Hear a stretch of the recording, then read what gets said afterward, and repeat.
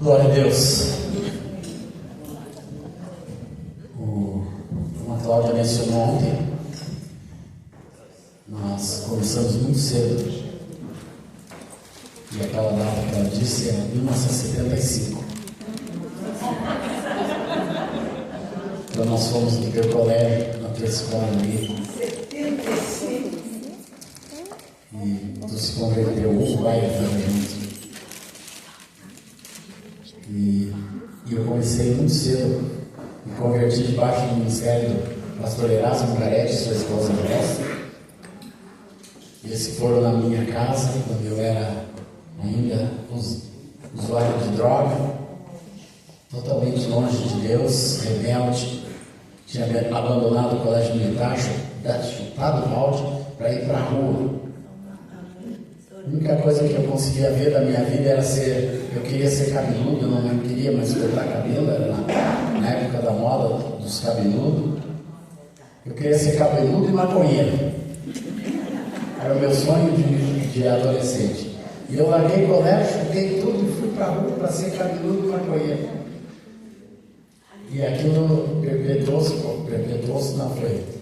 Por quase 4 anos da minha vida, até a adolescência. Eu tinha recém completado 13 anos, 13, 14, 15, ia completar 16 anos, quando o Erasmo apareceu na nossa casa.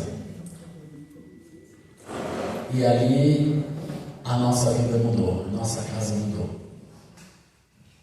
A nossa história, o meu destino. Uma simples visita de um pastor metodista em avivamento, ainda bem no início da renovação. Isso era isso era outubro de 1973, quando ele foi a primeira vez. Depois ele foi me procurar em 74, março e abril de 74, ele fez 2 visitas na minha casa e eu não abri a porta para ele, mas mesmo assim o Espírito Santo de Deus me levou, forçado pela minha mãe, para encontrar o pastor Erasmo, e ali nunca mais saí de perto dele. Amém. Me despedi dele no túmulo. E eu vi tudo que Deus fez na nossa vida. Eu, muito menino, já fui inserido por esses irmãos, pelo Erasmo, depois logo em seguida pelo Moisés, naquilo que eu chamo de ministério. E por 50 anos eu estou neste caminho, fazendo exatamente isso que eu estou fazendo aqui, cantando louvores, pregando a palavra, discipulando pessoas, encorajando a igreja. Por 54 nações Deus já me levou, e eu escrevi no decorrer desse tempo mais de 700 cânticos que eu continuo escrevendo, gravados em 51 CDs, LPs, cassetes, DVD, tudo que tem direito, agora nos streams. E quando eu tinha 47 anos, já estava no ministério há muito tempo, já tinha gravado os 40 e tantos discos, eu pensei que era meio hora de parar. Eu já estou fazendo isso há muito tempo. Eu estava num encontro na Argentina, onde um irmão chamado Chiruari estava ministrando, ele tinha 82 anos. E ele disse exatamente: muitas vezes em minha vida eu tive o desejo de parar, mas Deus sempre dizia: tem muito mais, tem muito mais. E ali naquele congresso eu peguei e escrevi: há muito mais, e comecei a compor um cântico novo: há muito mais, com Deus há muito mais. Comecei e compus, e não desanimei, assim, me fortaleci no Senhor.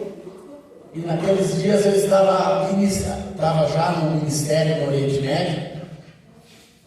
Estava muito difícil entrar nos países árabes como turista, porque eu já tinha ido umas 20 vezes para o Oriente Médio. E um dia, depois de uma pressão que eu sofri na alfândega e na imigração do Egito, um irmão disse: tu tens que ter uma credencial. Não pode ser pastor, nem missionário, nem músico pode ser. Tem que ser ou médico ou jornalista. Daí eu disse, médico é meio difícil. Mas de jornalista eu posso pensar. E vim com aquilo na cabeça. 47 anos de idade. Eu cheguei para a Rosana e disse, Rosana, o que tu acha de eu fazer um curso de jornalismo? Daí eu fui procurar num lugar que eu sabia que tinha um curso, que era o IPA, onde eu tinha estudado, depois de voltar para Jesus, o Erasmo me levou no IPA, e eu terminei o primeiro e depois terminei o segundo grau. E daí eu fui no IPA, junto com o bispo Luizinho, meu amigo, e conversamos com a reitora, e ela disse, olha, nós temos a faculdade aqui, mas você só pode entrar com vestibular. Não tem jeito de entrar por embaixo do tapetão, que é ilegal. Daí ela disse, quando era vestibular, eu fui lá, me inscrevi e fiz vestibular e passei, irmãos. E passei. Depois eu descobri que eu passei em primeiro lugar de toda a turma.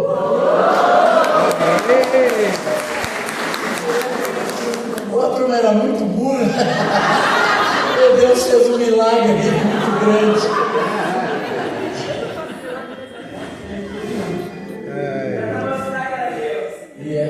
E eu acho que foi a comunicação das duas coisas, que eu depois conhecendo a turma. Foi graça e misericórdia do Senhor, mas também a turma deixava muito a desejar. E eu peguei e fiz a faculdade de jornalismo. E aquilo me impulsionou para um outro patamar. E eu não fiz EAD em casa, no quartinho, eu fiz presencial, irmãos. A minha esposa para aqui é testemunha. Apostaram até um almoço, uma janta, né? Especial que ele ia desistir, que ele não ia fazer. Eu queria dizer uma coisa, olha aqui, gente. Eu estou falando 47 anos. Certo? Então, viajando todos os fins de semana e todas as noites com faculdade presencial. E sábado de manhã, 4 anos. Então, observem as idades. Né? E sim, precisa ter coragem? Precisa ter coragem. Pode ter coragem na idade que nós estamos, eu também estou com 63. Sim, pode ter. Claro que precisa fazer as coisas com a palavra de Deus. Mas observem. Nós não estamos falando de garotos. Alguém perguntou, mas e os colegas que idade tinham? 17, 18, 19, 20. Conseguiam rodar em cadeira em EAD, né? Os colegas, eles conseguiam. Em EAD eles rodaram também. Então, rodaram uma expressão antiga, né?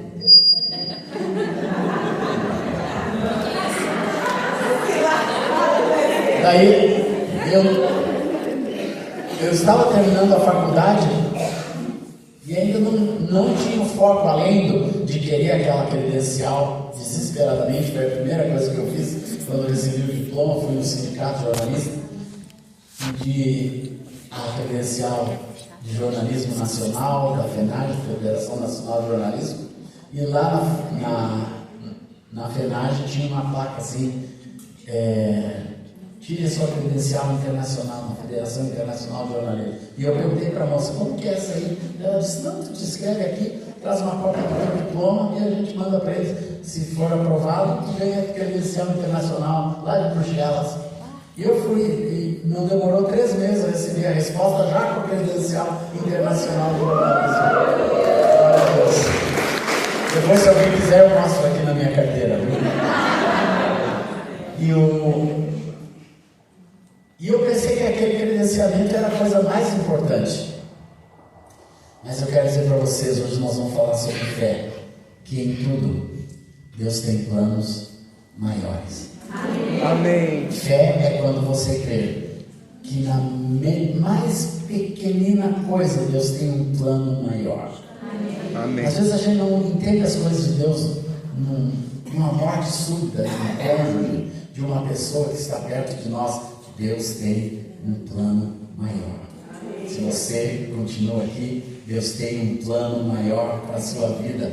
E eu peguei aquela credencial e logo em seguida a gente tirou férias e fomos para Belo Horizonte, na casa de um discípulo, para estar junto com eles lá. E eu estava lá descansando, e eu perguntei: Deus, o que eu posso te dar dessa faculdade? O que será que vai acontecer? Daí ele disse: escreva a visão. Escreva a visão que eu te dei durante todos esses anos do ministério acerca de adoração. Daí eu cheguei em casa, peguei todos os meus polígrafos, todos os meus rabiscos, todos os meus cadernos, fiz um compêndio geral sobre tudo que Deus tinha me dado de adoração. E peguei, eu organizei no computador, escrevi tudo aquilo, peguei e levei lá para o Moisés. Daí Moisés, com muita paciência e sabedoria, foi me ajudando a montar todo aquele livro, todos os tópicos. E dali saiu o meu primeiro livro. Em 6 meses o livro estava montado. E em agosto eu lanço meu primeiro livro, Adoração, quando a fé se torna amor. Eu disse: tá bom, Senhor, e o que tu vai fazer com isso? Não, procura a pessoa certa. Daí um dia, num sonho, eu sonhei com um irmão que eu não via há muito tempo, chamado Claudinei Franzini. Ele é diretor das escolas batistas nacionais hoje, mas naquela época ele estava numa editora. Daí ele disse: não, eu vou cuidar disso para você. E o Claudinei cuidou do meu livro, cuidou de tudo, cuidou da capa. Ele contatou o irmão Russell Shedd. O irmão Russell Shedd fez o prefácio do meu livro, foi o último prefácio que ele fez, foi do meu humilde trabalho, Adoração. E aquilo, assim, me motivou pela aceitação. Naquele mesmo ano, aquele livro foi premiado com 2 prêmios Aritez, que é o maior prêmio da literatura cristã. Ganhou 2 troféuzinhos que eu tenho lá em casa como autor, revelação, pode imaginar. Autor e melhor conteúdo bíblico. O autor revelação eu até aceito, mas o melhor conteúdo bíblico. Mas é que tinha um Moisésinho por trás, tinha um Russell Shedd por trás, tinha um outro. Mas eu vi a mão de Deus em tudo aquilo, irmãos.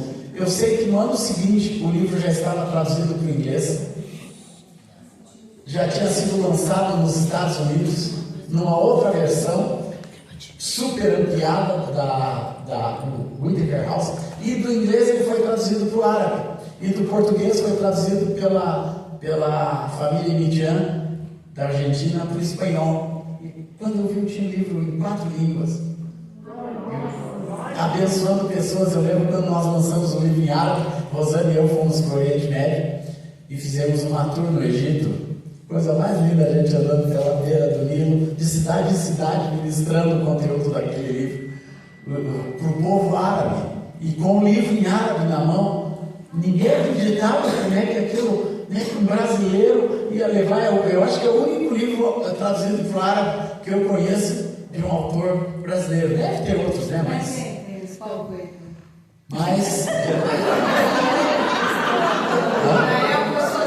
o Paulo Coelho. Eu e o Paulo Coelho. Deus permitiu, né? Aquele livro ir para o árabe, não é só para dizer não, tem algo do Senhor. Mas eu vi, irmãos, Deus pegando aquela faculdade de jornalismo e me capacitando para a próxima estação do meu livro. Sabe o que aconteceu no ano que eu lancei o meu livro? Acabou o CD. Eu não vendi mais CD, foi tudo por stream, onde a gente ganha muito pouco dinheiro, mas os livros explodiram. Meu primeiro livro, e logo em seguida eu escrevi o segundo livro, que é o livro de um pai para seus filhos, inspirado no cuidado, dos filhos, da Aurora, depois principalmente do André, os desafios dos princípios, dos valores de Deus na vida dos filhos. E eu escrevi aquele livro e também foi uma bênção.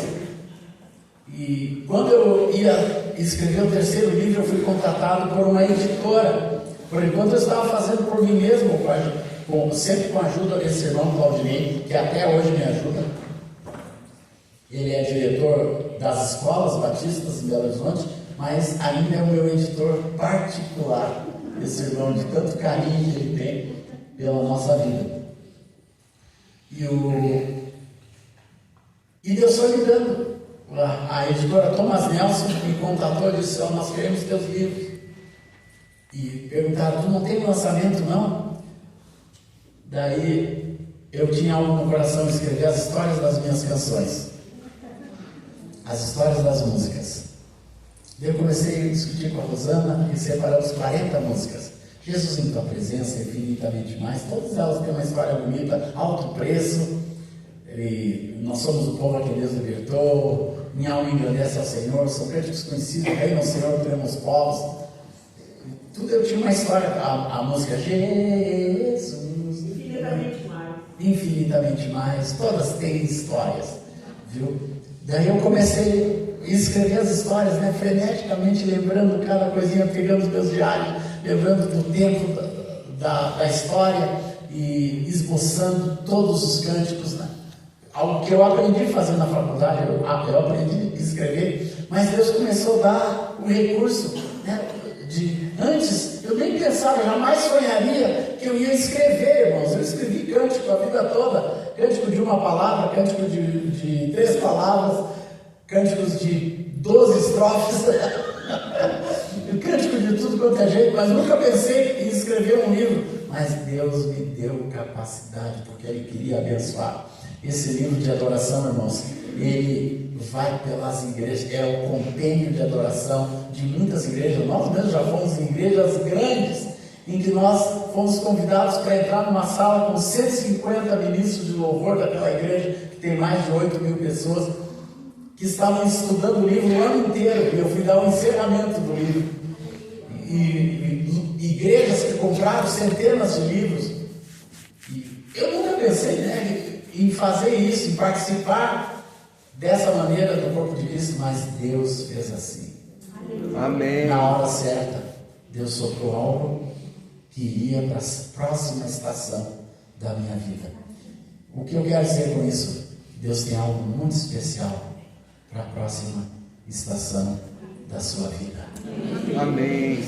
Tudo isso depois dos 50. Tudo isso depois dos 53, 54, 55, eu fui escrevendo. O livro da história por trás da música eu lancei quando eu completei 60 anos. Daí tinha 40 músicas. Daí um discípulo, Daniel de Souza, disse: não, mas tem que ter essa. Daí eu subi para 50. Daí a Rosana chegou para mim: vem cá, mas você não vai completar 60 anos, não pode lançar um livro com 50 músicas. Fica defasado, vamos por mais 10. E eu fui escrevendo, irmãos, escrevendo as histórias muito interessantes, milagres de Deus. Depois vai ter o 2 e o 3. Depois vai ter o 2 e o 3, né? Tá uns 4 livros desse aí. Mas tudo isso eu vi a mão do Senhor. E por último, no ano da pandemia, todo mundo pensou, né? E se eu pegar essa Covid e morrer? O que eu quero deixar para esse povo? Deus disse: eu vou escrever a coisa mais importante que Deus me deu para viver. O que é agora? As 5 alianças, né, Aurora? As 5 alianças, meu papai. Isso.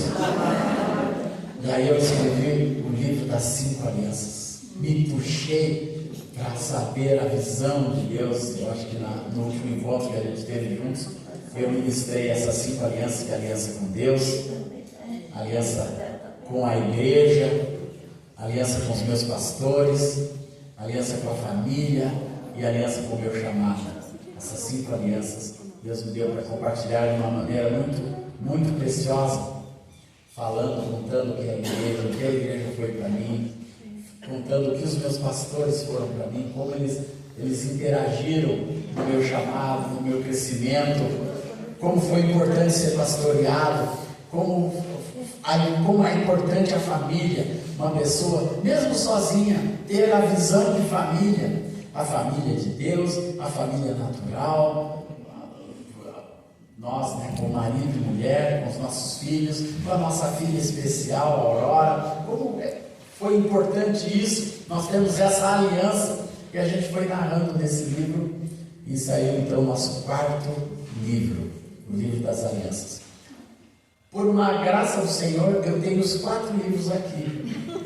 É raro, é muito raro isso, sempre tem 1 ou 2 faltando, mas dessa vez aprove ao Senhor, que, porque eu parei um mês, todos os livros estão aqui à disposição de vocês, pode pagar no Pix, pode pagar no cartão.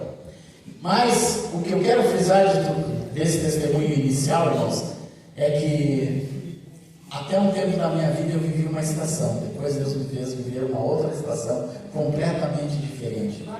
E em função dessa segunda estação, eu me tornei um preletor muito mais requisitado, muito mais procurado.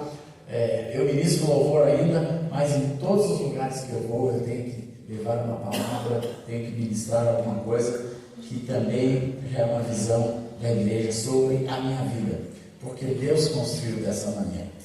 Então, depois de um tempo muito específico, eu me formei com 51 anos, dos 47 aos 51, eu fiz a faculdade, presencial, indo na faculdade todos os dias, das 7 às 11 da noite, e voltando para casa, e sábado, indo na faculdade de manhã, à 1h30 eu pegava o avião da Gol para São Paulo, para ir para algum lugar deste Brasil ou do mundo.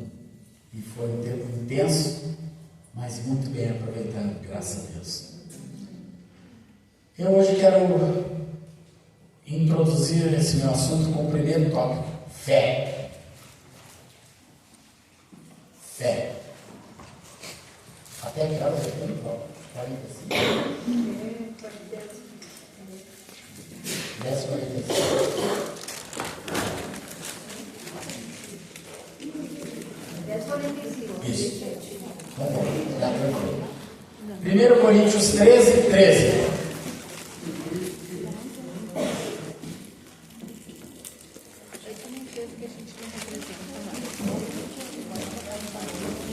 Coríntios 13, 13 diz: agora, pois, permanecem a fé, a esperança e o amor. Esses 3, porém, o maior é o amor. Lucas 18, versículo 8. Digo-vos, pois, que depressa lhes fará justiça. Quando, porém, vier o Filho do Homem, porventura achará fé na terra? Hebreus 11:1. Ora, a fé é a certeza de coisas que se esperam, a convicção de fatos que se não veem. Irmãos, muitas pessoas pensam que a fé é alguma coisa que a gente sente. Mas eu quero enfocar hoje a fé, como Hebreus fala, são certezas e convicções. Não tem nada a ver com sentir. Ah, mas eu não sinto Deus. Ah, mas eu não sinto isso no meu coração. Eu não sinto mais nada quando vou na igreja. Sabe por quê? Porque está faltando em você certezas e convicções. Fé são certezas e convicções geradas pelo Espírito Santo no coração de cada um de nós. Que muito mais do que sentimentos, fé se torna uma atitude. Fé se torna uma atitude. Eu fico olhando os 50 anos de ministério da minha vida, cantando, falando, pregando, lendo a palavra, estando com irmãos, visitando igrejas das mais diferentes denominações, com crenças diferentes, mas tem uma coisa que me une a todas essas pessoas e que me une a vocês: é uma fé comum. E essa fé não é algo que cada um de nós sente diferente. É porque a fé, ela vai se consolidando dentro das nossas emoções, dentro do nosso intelecto e dentro principalmente da nossa vontade, e se torna uma atitude, uma maneira de viver neste mundo. E nós vamos falar sobre isso. É olhar firmemente para o autor e consumador da nossa fé, como fala em Hebreus 12, capítulo 1, para Jesus, o autor e consumador da nossa fé. é olhar para Ele. A nossa fé, ela é muito bem localizada. Pode anotar esse texto também. Portanto, também nós, visto que temos rodeados tão grande número de testemunhas, desembaraçando-nos de todo o peso do pecado e tenazmente nos assedia, corramos com perseverança a carreira que nos está proposta, olhando firmemente para o autor e consumador da fé, Jesus. Amém. Aleluia, Senhor. Nossa fé é muito bem localizada. Hoje, qualquer pessoa tem fé, mesmo um ateu. Uma pessoa que diz que não tem fé, ele crê em alguma coisa. Eu creio em mim mesmo, então tem fé. Eu creio no sistema. Um dia eu estava testemunhando com um rapaz no voo da Alemanha para algum lugar, ou de algum lugar para a Alemanha, não lembro claramente, mas eu comecei a conversar com esse rapaz e eu disse para ele: como que fica, dentro de tudo isso que você está me falando cientificamente, a sua fé? Daí ele disse: nós na Alemanha não precisamos mais de fé, porque nós temos um sistema, nós temos nossas leis, nós temos um sistema que nos protege, que nos guarda, nós não precisamos mais de Deus para nos cuidar. E é assim que o mundo está pensando, irmão. Nós não precisamos de Deus para nos cuidar. Nós temos o partido político, nós temos o governo, nós temos a estrutura, nós temos a internet, eu tenho meu emprego, eu tenho meu salário, eu tenho minha segurança. Nós não precisamos mais de Deus, nós não precisamos mais crer em mais nada. Não, irmãos, fé é outra coisa. Fé é quando você tem uma certeza e uma convicção dentro do seu coração. Amém. Não só da presença, da existência de Deus, mas de tudo aquilo que representa Deus, a sua palavra, a sua verdade, os seus princípios, os seus valores. Eu falo muito nisso quando eu escrevi para os meus filhos o livro de um pai para os seus filhos, a importância de ter fé. É o primeiro tópico desse livro.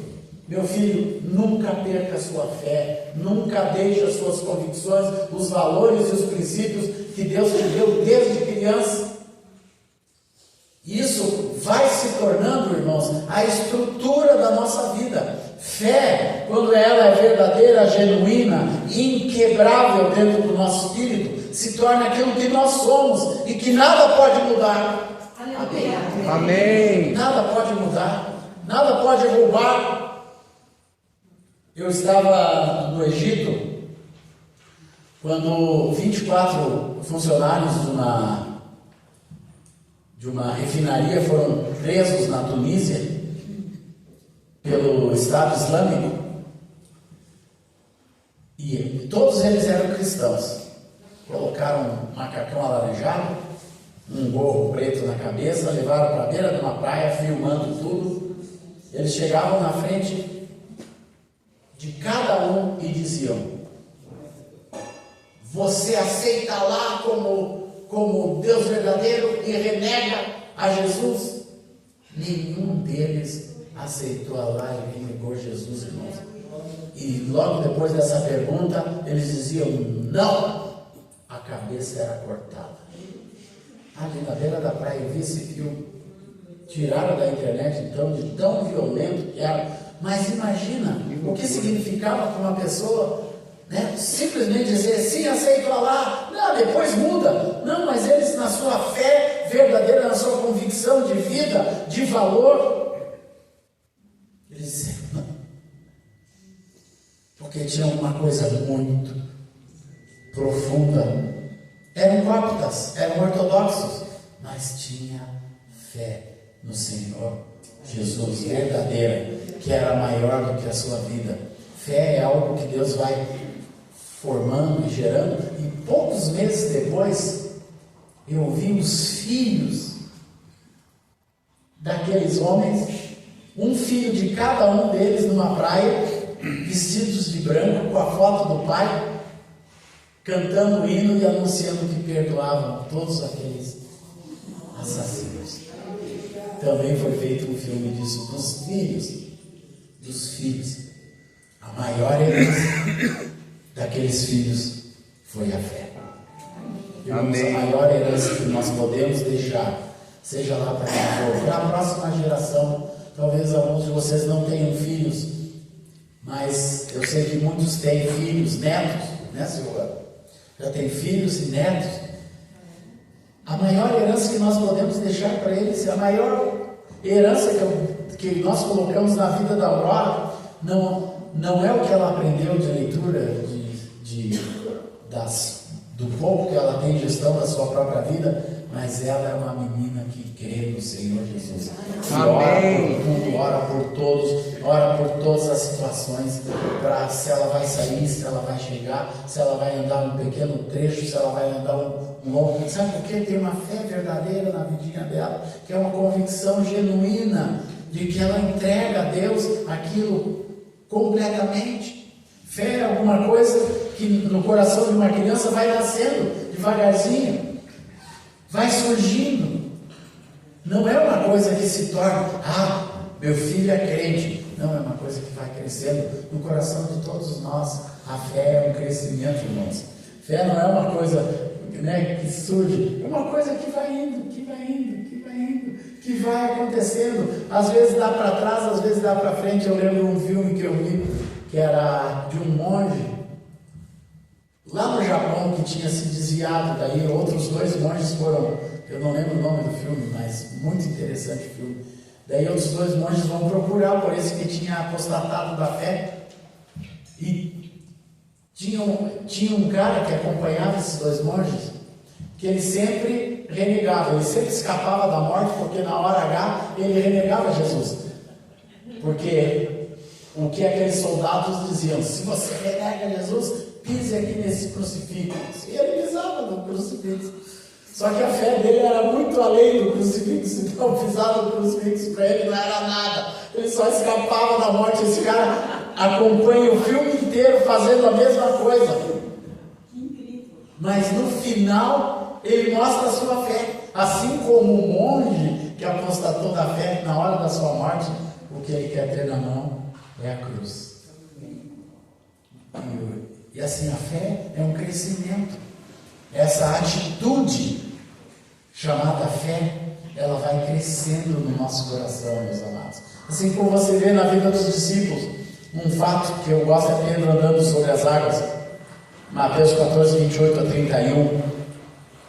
Respondeu-lhe Pedro, disse: se és tu, Senhor, manda-me ir ter contigo por sobre as águas. E ele disse: vem. E Pedro, descendo do barco, andou por sobre as águas e foi ter com Jesus. Reparando, porém, na força do vento, teve medo e, começando a submergir, gritou: salva-me, Senhor. E prontamente Jesus, estendendo a mão, tomou e lhe disse: homem de pequena fé, por que duvidaste? Pedro é uma amostra de nós, irmãos. Às vezes nós temos muita fé, mas às vezes nós também duvidamos. Às vezes nós esquecemos. Sabe o que é incredulidade, irmãos? É crer, é esquecer de tudo que Deus já fez. Incredulidade é quando você deixa que uma circunstância te faça esquecer de tudo que Deus já fez. Quando uma situação na vida te faz duvidar de tudo que Deus já fez, de todo o sustento, de toda a bênção, de toda a graça, de todos os livramentos, de todas as épocas que você esteve sem dinheiro, mas que Deus de alguma forma te sustentou. E eu no ministério, eu tive que exercer demais a minha fé, irmãos, porque por alguns anos eu trabalhei na TV educativa, depois fui para a RBS TV, e eu fazia tendas, mesmo já no ministério, mas ganhava meu dinheiro trabalhando nessas televisões. E quando a gente abriu mão daquele trabalho para viver inteiramente pela fé, a gente não sabia qual era o contexto de viver pela fé, de se entregar ao Senhor e dizer: Deus, Tu sabes quando nós precisamos para viver, eu vou entregar minha vida inteiramente para Ti, mas crendo que o Senhor iria nos sustentar. No início foi difícil isso, chegar no fim do mês e não ter o olerite da televisão mais.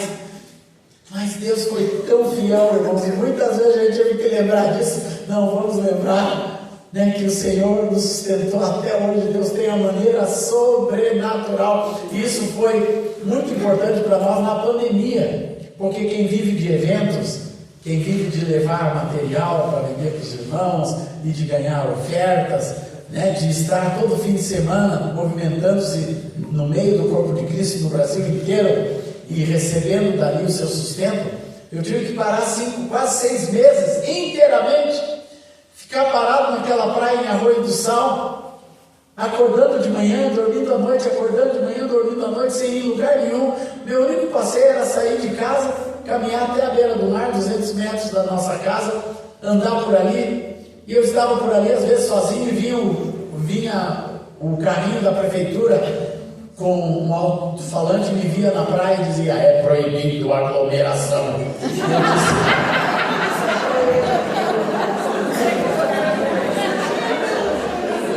Daí eu disse para o guarda: então sai daqui. Então vai embora, porque só tem eu e aquele cachorro lá. Só tem eu e aquele cachorro 1 quilômetro daqui. É proibido aglomeração. Mas nós ficamos ali na praia e eu não sabia, assim, sempre lembrando, Deus nos sustentou até aqui. Deus nos sustentou até aqui. Nos primeiros dias da pandemia, aconteceu uma coisa assim, sobrenatural. Ou melhor, tudo é sobrenatural. Tudo que eu vou contar sobre fé é sobrenatural.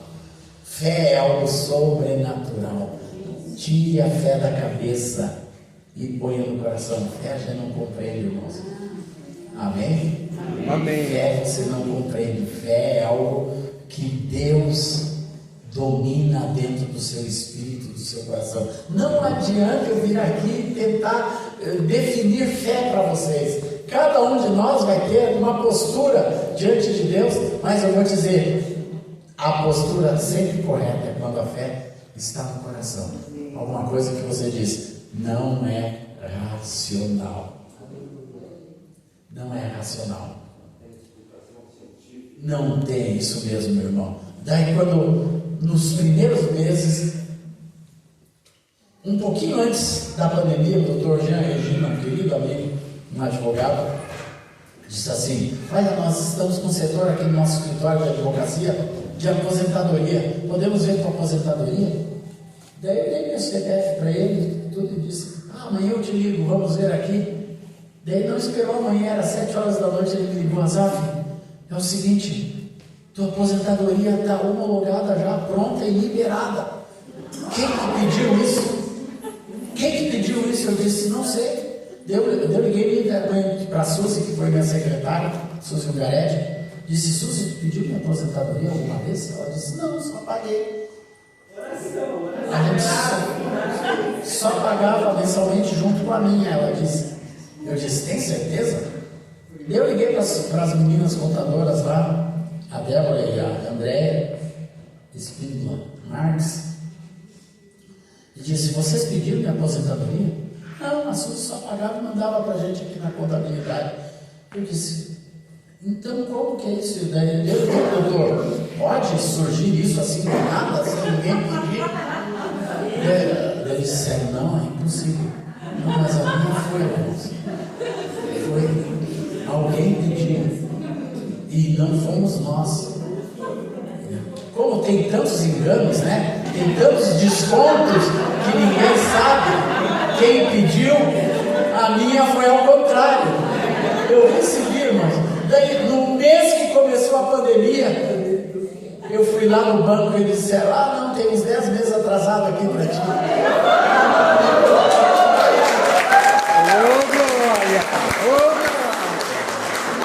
Tem uns 10 meses atrasado, então eu já comecei a pandemia de uma bolada. Paguei todas as contas. Sabe o que é isso, irmãos? Quando a gente confia no Senhor, Deus vai mexendo em lugares onde nem mesmo nós mexemos. Deus sabe aonde estão os recursos para te abençoar. Amém. Amém. Deus sabe aonde estão as Amém. aposentadorias. Deus sabe aonde estão os processos.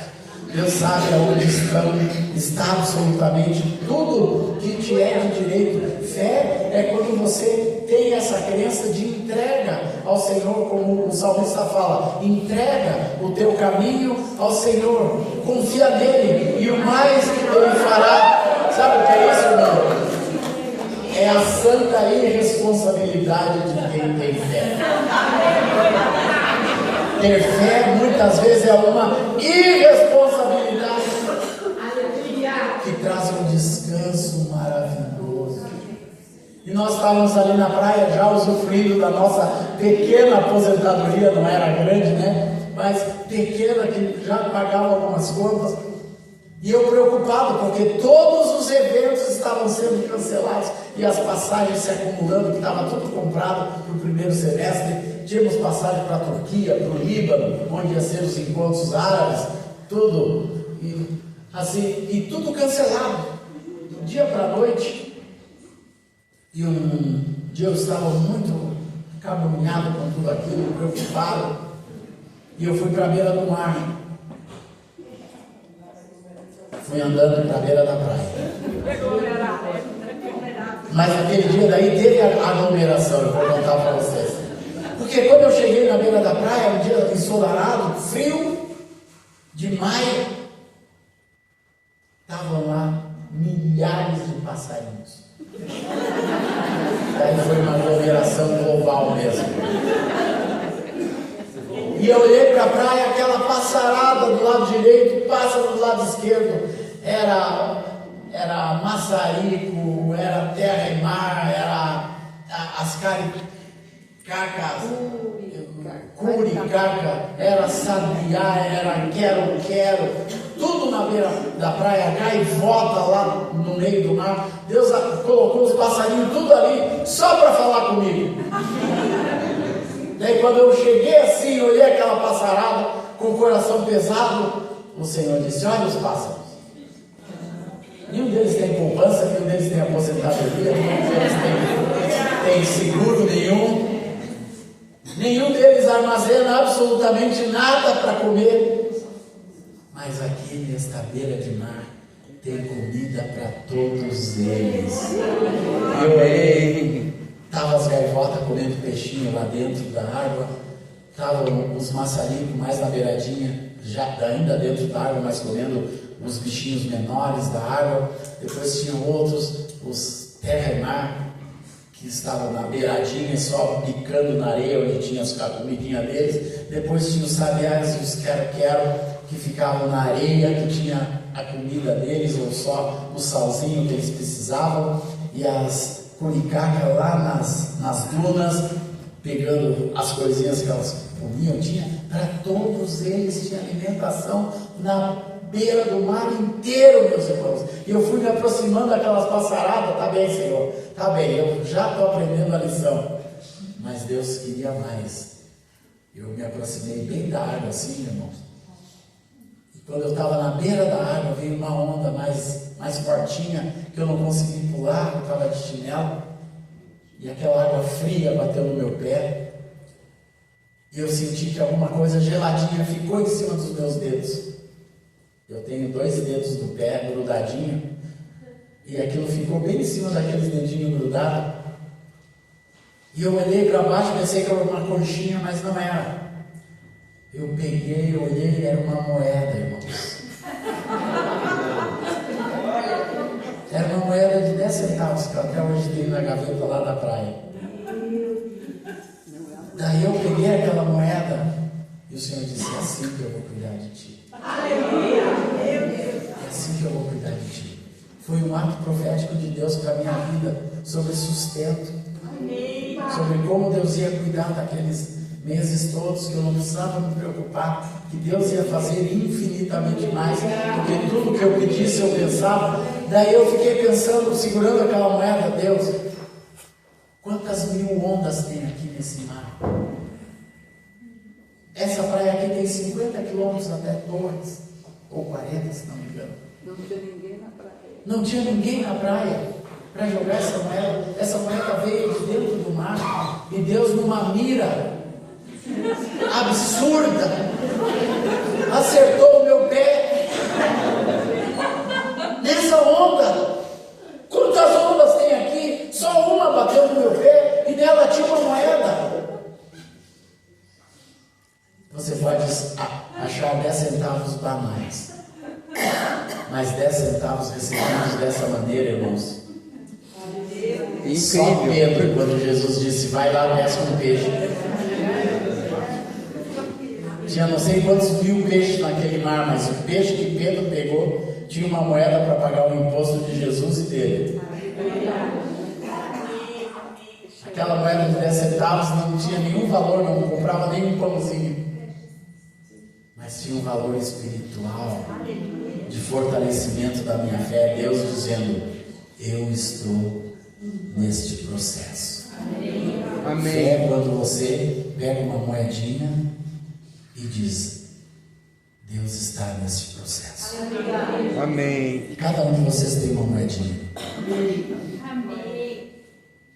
E não precisa ser uma moeda física, mas que Deus está dizendo, eu estou neste processo. Eu estou nesse Amém, processo. Senhor. Na tua Eu vida. recebo. Eu estou cuidando desta ou daquela área da sua vida, daquilo que está te preocupando, daquilo que você parece que não tem mais jeito, daquilo que parece quanto tempo vai durar, quanto tempo isso vai ainda acontecer, por quanto tempo eu vou ficar nessa situação, quanto tempo. Mas Deus está nesse processo. Amém. Naqueles mesmos dias, estávamos em casa e bate alguém na porta, num dia chuvoso, muita chuva. Era uma das vizinhas da rua, que nem era crente, nós já tínhamos testemunhado, orado com ela. Daí ela disse assim, eu estava em casa hoje, eu fiquei com muita vontade de dar um presente para vocês. E era uma bandeja com uma fornada de pão quentinho. Aquela pessoa desconhecida traz na nossa porta, irmãos, quentinho. Poucos dias depois, bate na nossa porta de novo uma dupla de irmãos lá de Arroio do Sal. Disseram, olha, nós vimos na tua live que tu era aqui de Arroio do Sal. A gente começou a procurar e nós te achamos. E está aqui, nós trouxemos um presente para vocês. É o vinho e o pão da Santa Ceia. E trouxeram vinho e pão, irmãos. E um salame também. Muito gostoso. E o salame era para depois da Santa Ceia, como que sobrasse do pão da Santa Ceia. E foi assim, irmãos. E a gente foi experimentando. A gente fazia uma live toda quinta-feira. Live da família Borba. Com a Aurora, com o André, eu e a Rosana, toda quinta-feira louvando, levando uma palavra. Daí as pessoas que ouviam a live começaram a me escrever dizendo, olha, irmão, essa live está nos abençoando, nós queremos mandar uma oferta para o ministério de vocês. E começou a vir oferta para a nossa casa, assim, como se eu estivesse viajando. Porque Deus está no controle de todas as coisas. Deus está no controle. E aqui diz que Pedro, reparando na força do vento, teve medo e começou a submergir. Sabe o que Deus, sabe o que? Primeira coisa que a fé tira, irmãos, o medo. Amém. Eu quero ministrar, eu quero liberar agora a sua vida contra o medo. Não olhem para a força do vento. Não olhem para a força da tempestade. Não olhem para as ondas ao teu redor. Você é um homem e uma mulher de fé. Amém. Que olha para Jesus. Amém. Recebo. Que olha para Jesus. Sempre que nós começamos a olhar e valorizar as circunstâncias, ao nosso derredor, nós vamos afundar um pouquinho. Pedro não afundou de uma vez. O medo ia tirando a fé. Existem muitas pessoas que têm fé, mas aquele temor, aquele receio, aquele pavor, aquele negócio de eu ficar sozinho, de eu ficar abandonado, quem é que vai cuidar de nós? Esses dias nós estávamos em casa, Rosane e eu, pois é, a gente está cuidando do vô, da avó, né? E ajudando a outra avó também. Quem vai cuidar de nós? E a Aurora disse, eu papai, eu vou cuidar de você. Eu disse, amém minha filha, que bom, glória a Deus que Deus deixou contigo. Eu vou cuidar de vocês, papai. Glória ao Senhor Jesus. Não olhe para a idade, não olhe para o próximo ano. Viva a intensidade de hoje que Deus está te dando para se alimentar da palavra, do propósito de Deus. Aleluia, da bênção do Senhor sobre a sua vida. Aleluia. E comece a experimentar o sobrenatural de Deus. A fé tem o poder de fixar os nossos olhos no presente. Escreva isso. Isso é uma coisa importante. A fé tem o poder de fixar os nossos olhos no presente. No hoje, no agora, nesse momento. A fé fixa os seus olhos naquilo que você está vivendo hoje. Com tudo que está ao teu derredor. Eu aprendi com Deus a ser um bom administrador do meu presente.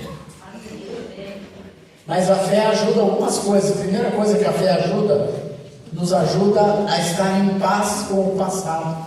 Amém. Amém. Amém. A fé é o maior instrumento de Deus que nos faz estar em paz com o nosso passado. É pela fé que você pega todos os penduricalhos do passado, tudo que não deu certo, todo o fracasso, todo o luto, toda a morte, tudo que ficou ruim atrás da nossa vida. Mas a fé é um instrumento de Deus que nos coloca em paz com tudo aquilo. Que diz, pela fé eu perdoo, pela fé eu deixo aquilo para trás, pela fé eu não vou mais lembrar disso, eu não vou ser destruído. Pela fé eu me perdoo também. Pela fé eu me perdoo. A gente teve um fato na nossa história, na nossa vida, que um assaltante na porta da casa da minha sogra assaltaram a Rosana.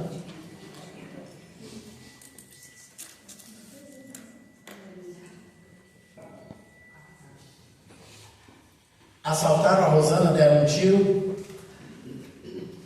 nela, barriguda do André, grávida do André, com 8 meses.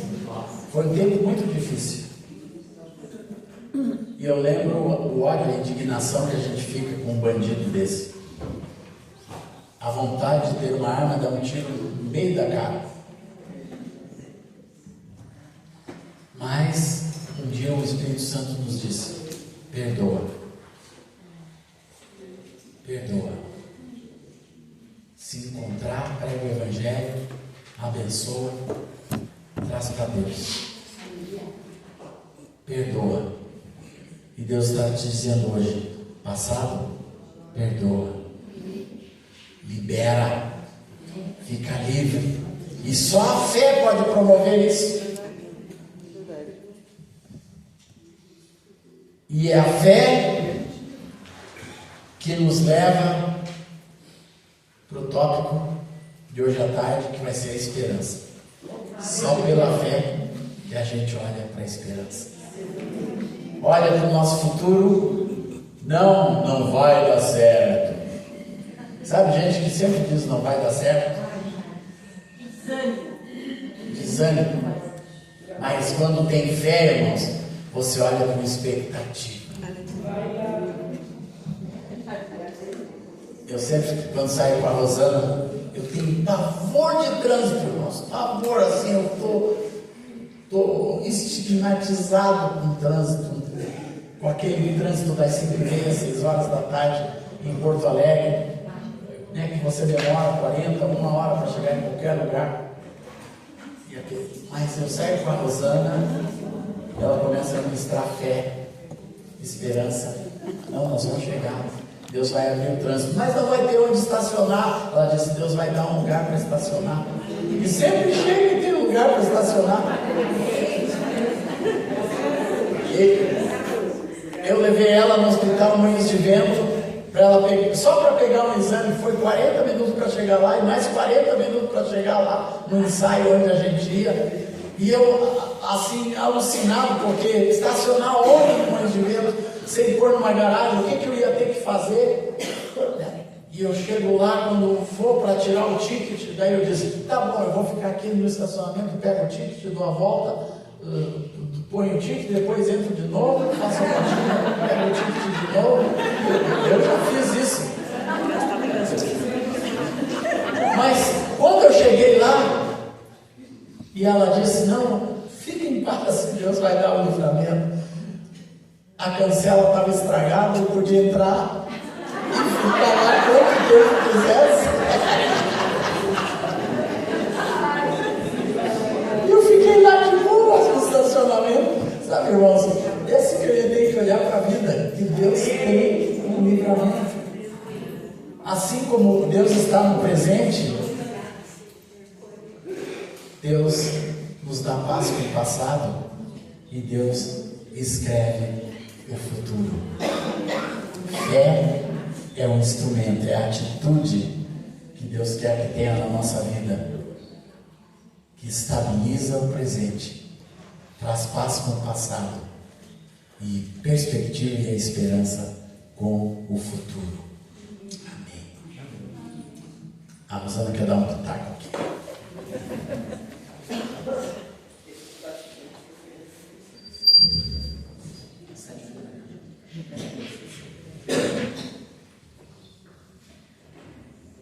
Então, essa questão, né, de passado e futuro.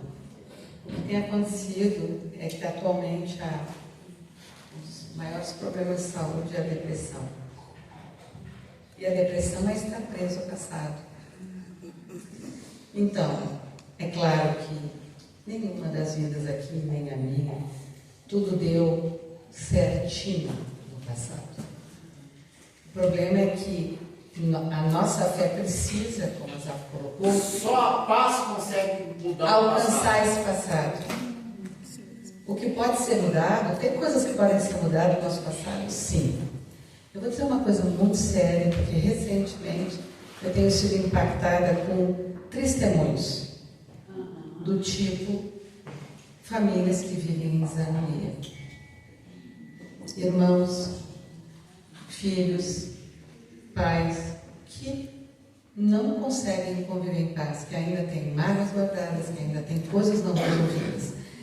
A fé tem que alcançar isso e ainda em tempo, nós estamos vivos, nós não podemos admitir não ter paz em casa. Não podemos admitir coisas não perdoáveis. Eu vou dizer uma coisa para vocês. Eu podia ter escolhido não perdoar aquela pessoa que me deu um tiro.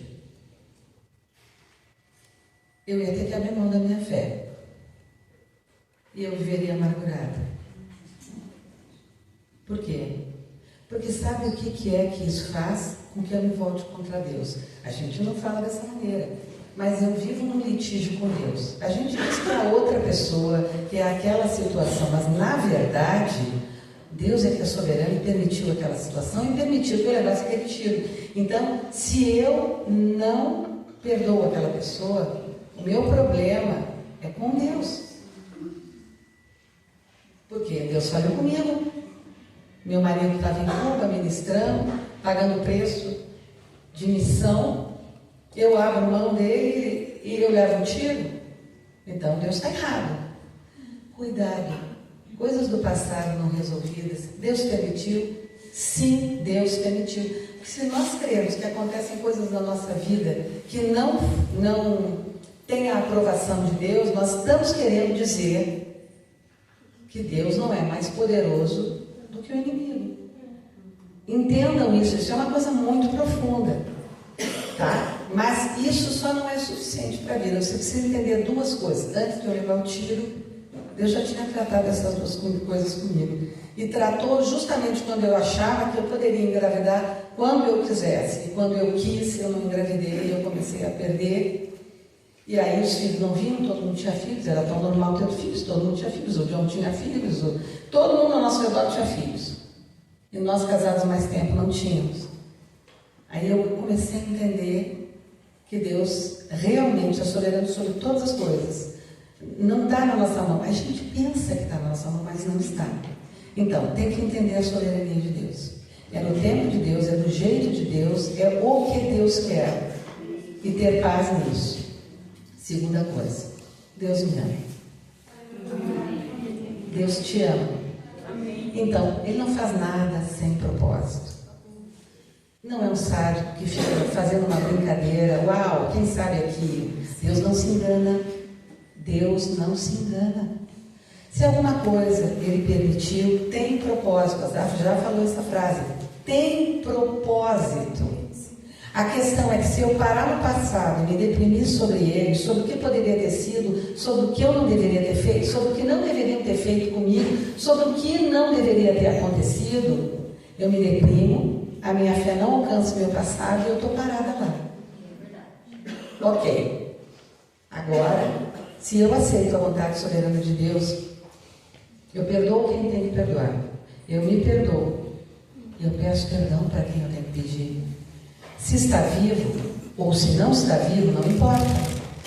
Eu tenho que trazer diante de Deus e perdoar uma educação, um pai e uma mãe que não foram como poderiam ter sido. Ter um olhar de misericórdia. Mas nós estamos aqui, nós recebemos a graça, nós temos o Senhor, então nós é que temos que permitir que a nossa fé alcance o nosso passado. Resolvido isso, eu decido que viver pela fé é o presente. O Asaf estava dizendo, tem que viver o sobrenatural, tem que descansar em Deus. O homem nada tem, que do céu não tenha sido dado. Portanto, não é o salário, não é a garantia da aposentadoria que vai trazer a paz no meu presente. Tem gente que tem tudo isso e vive angustiado. Sabe por quê? Porque a paz é uma pessoa, a paz é Jesus. Então, quanto ao presente, fé. É Deus que controla. Certo? Quanto ao futuro, eu preciso sair do ciclo da ansiedade.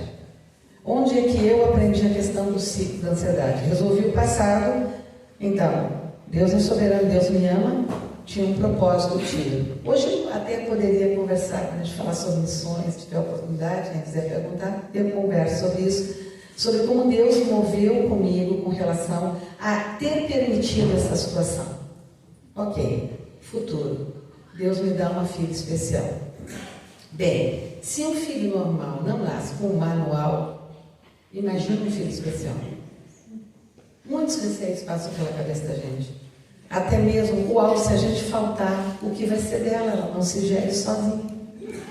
Deus vai curar, eu oro todo dia para que ela seja curada. Todos os dias.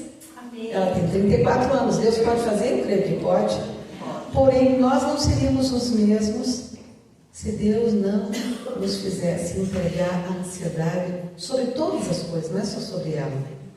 Então, não viver ansioso. A fé tem que ir para o futuro. Agora, Asaf falou duas coisas do medo, tá? Ele falou o medo que bloqueia a fé. Tem uma outra coisa que eu queria colocar, que eu estava ali e Deus falou comigo. É a questão do azeite da viúva. O medo pode bloquear a minha fé, mas eu também posso pôr limites. Vocês têm um texto aqui, Ezequiel, 2 Reis 4, fala sobre a história.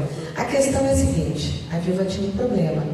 Ela não tinha mais condição de sustento e ia entregar os filhos para a escravidão. Era assim que funcionava, aos seus credores.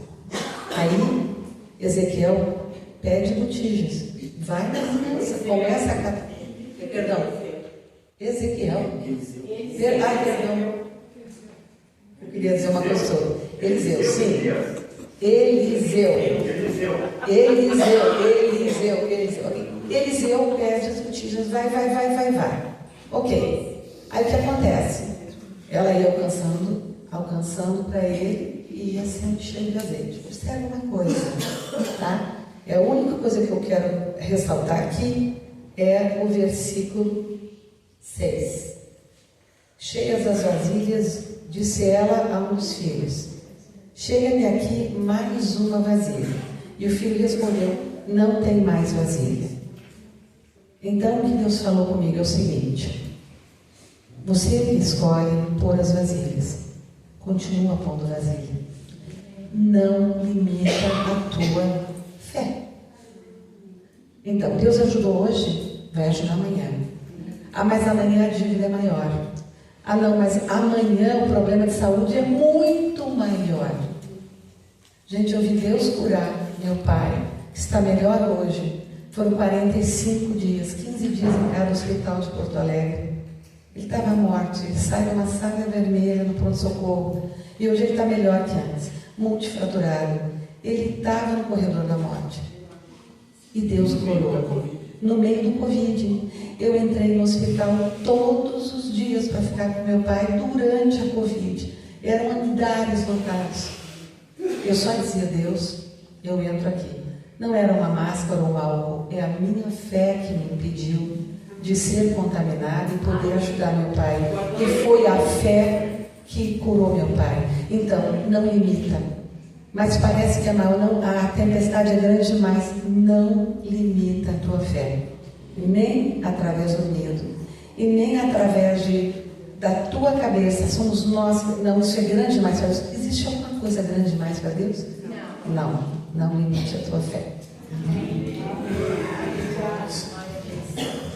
Eu quero terminar pontuando 5 frutos quando nós começamos a viver com fé. O primeiro deles é a estabilidade. Uma pessoa com uma fé verdadeira, firmada em certezas e convicções, se torna estável diante de Deus, se torna estável na sua casa.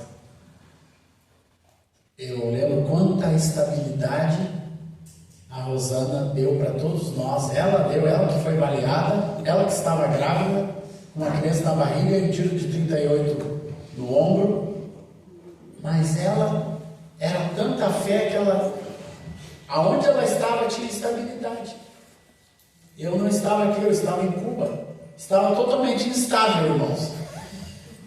Mas quando eu cheguei, eu vi minha esposa vendo louvores, num quarto cheio de louvor. E toda a instabilidade do meu coração foi dissipando. Ela estava na casa dos pais, toda a estabilidade foi saindo. Porque as certezas e as convicções fazem a ansiedade submergir e amplificam o cuidado sobrenatural de Deus. Amém. Isso é, a ansiedade abaixa. Por que a estabilidade vem?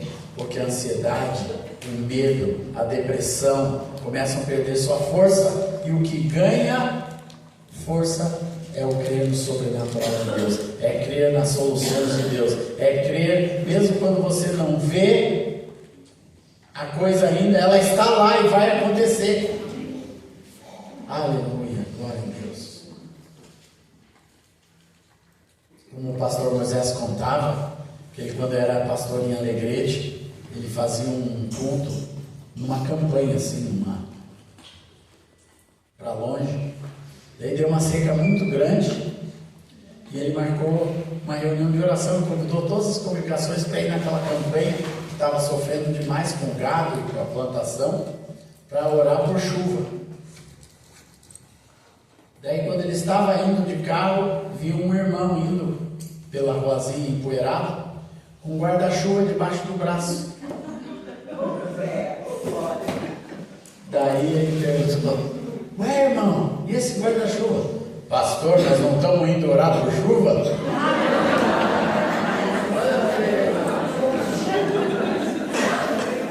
Sabe o que é isso, irmãos? Estabilidade. Estabilidade. E a gente vê isso muito claro na vida dos filhos. Quando a gente vive por fé,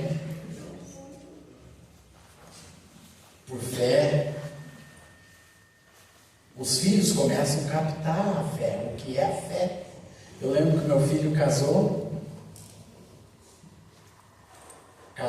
né, com alguma perspectiva, né, do emprego que ele já tinha, as aulas que ele estava dando, a esposa empregada.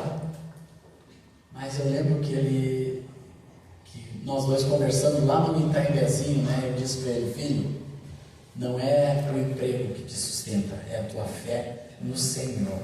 Amém. E nós oramos crendo naquilo ali. Então ele casou, no mês seguinte teve um concurso federal na Universidade de Pelotas, e ele passou no concurso, é empregado com um contrato federal. Assim, do nada, um mês depois de casado, já estava concursado, né? Vaga, não existe vaga de professor de violino, irmãos, abriu uma. Esse é o Deus.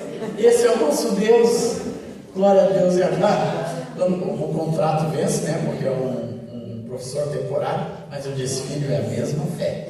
Deus tem um lugar. Vai crendo. Glória ao Senhor. Estabilidade. Segunda coisa, quando nós temos fé, a nossa vida começa a ter um norte bem definido. Sabe por quê, irmãos? A gente olha para Jesus, nós temos direção clara para a nossa vida. Não é assim, não é tortuoso. Não, você olha para Jesus, você olha para o propósito de Deus, você olha para as promessas de Deus, você olha para a profecia do Senhor sobre a sua vida, e é para lá que você vai indo.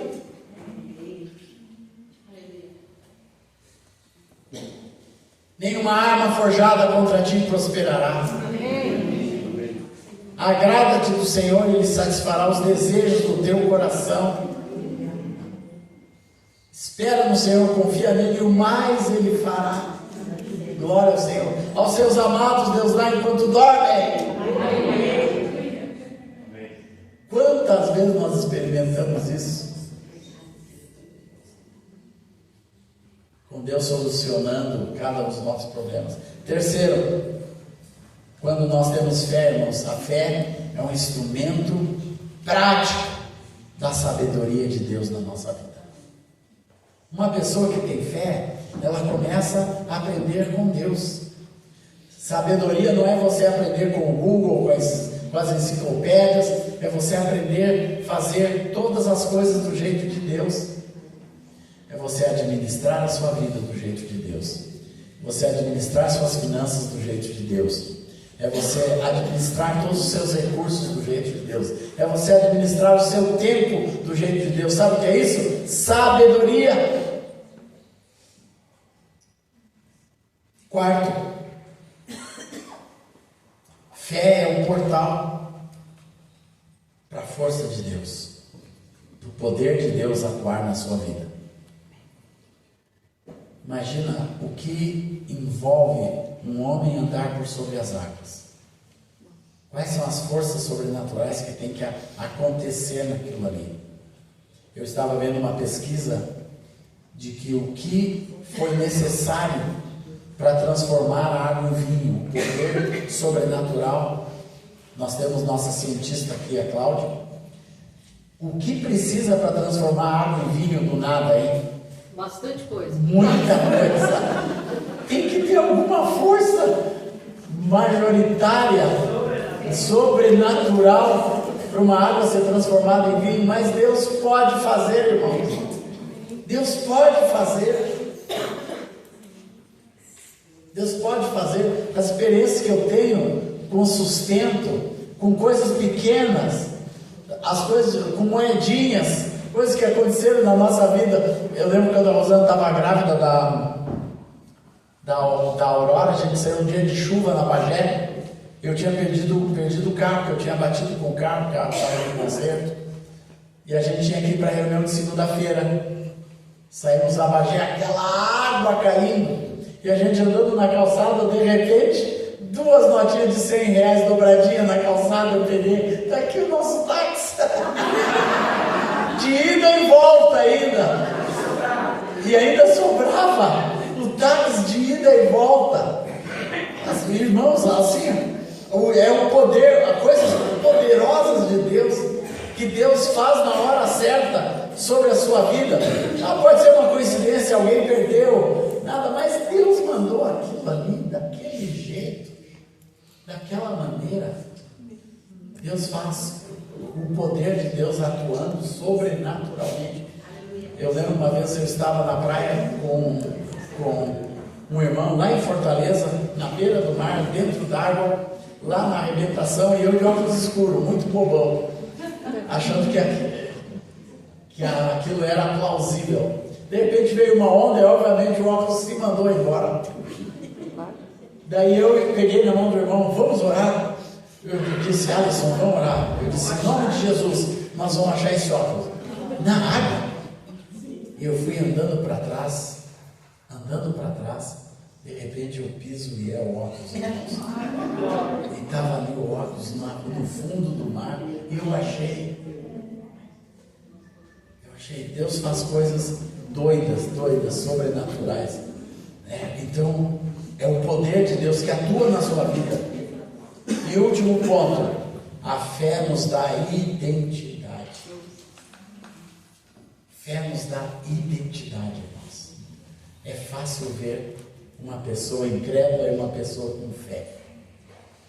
Nos dá identidade. Nos dá identidade porque nos conecta às coisas de Deus sempre. É fácil ver um viúvo que tem a identidade de Deus e um viúvo que tem a identidade da incredulidade. A pessoa sabe, Deus está comigo. Deus cuidou de mim. Deus ainda tem o melhor para a minha vida. Eu acompanhei uma menina que perdeu o marido muito cedo. O nome dela é G. Malafaia.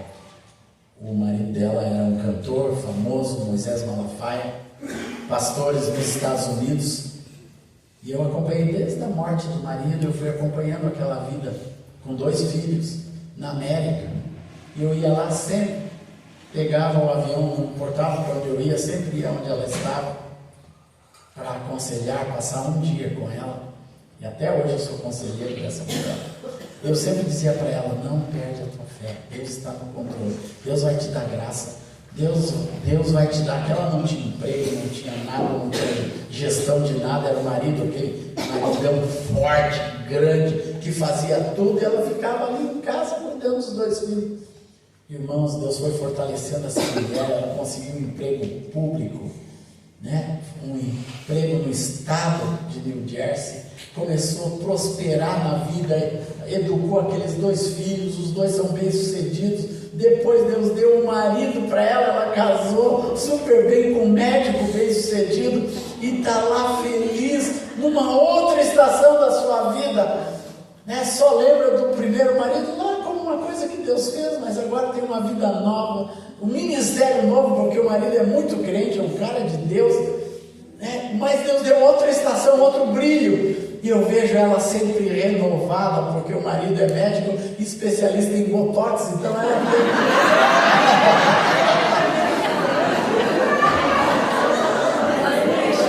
ela se tornou uma menina, então uma menininha assim, eu digo, gente, já tem 60 anos, mas essa cara é mais jovem do que quando Moisés morreu, você estava toda cansada e enrugada, e agora você está toda botocada, novinha.